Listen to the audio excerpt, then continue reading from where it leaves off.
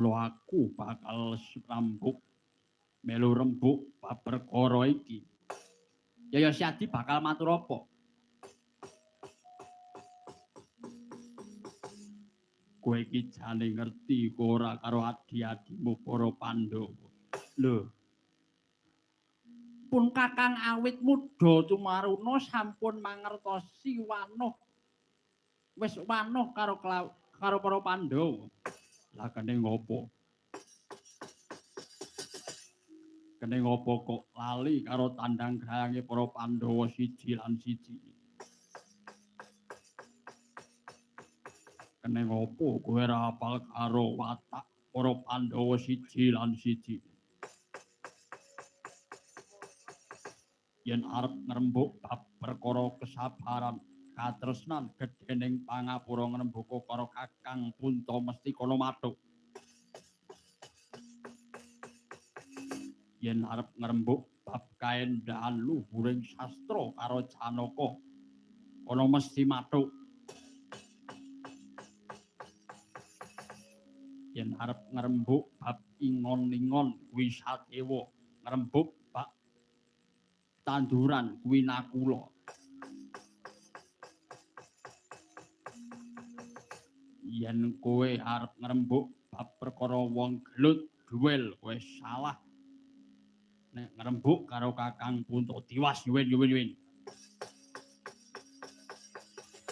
Kene kandhana aku ratu ngendi sing duwe watak angkara murka.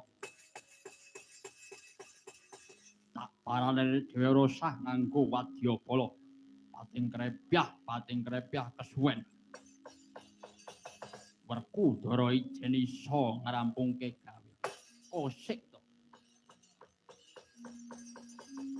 Arep dikaya ngapa sira kuwi mau ana ning isoring pangreh tegese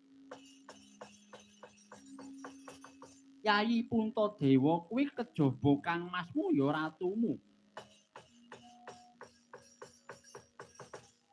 Yen pancen Yayi Puntadewa ngeparengake kowe budala. Yen ora kowe kudu manut Werkudara.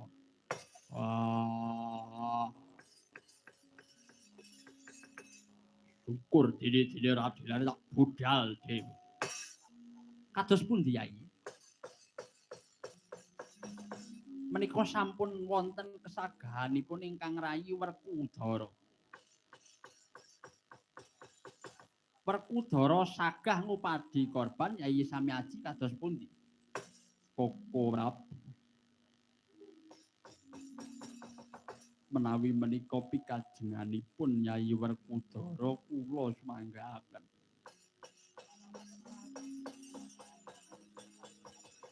Nanging menika sanes pikajengan kula Koko Prabu. Oh nggih.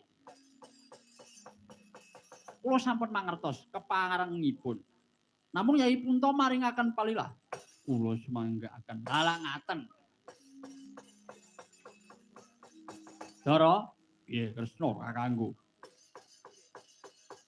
Yayi Punta wis paringi palilah kelawan Siadi. Dikeparengake kowe ngupaya sesaji korban. Kandhalala, ratu ngendi sing kudu dadi korban?